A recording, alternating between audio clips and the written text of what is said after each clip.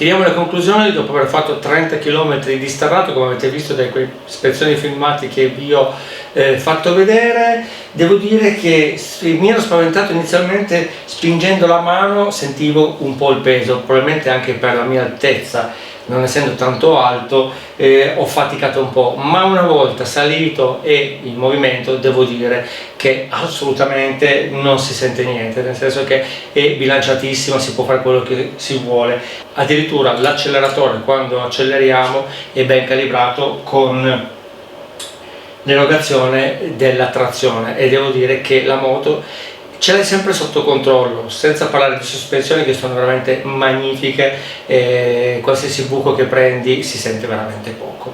Devo dire divertente, e quando si accelera tanto, ragazzi, 52 cavalli li spara in un attimo, si sente, ed è davvero un piacere.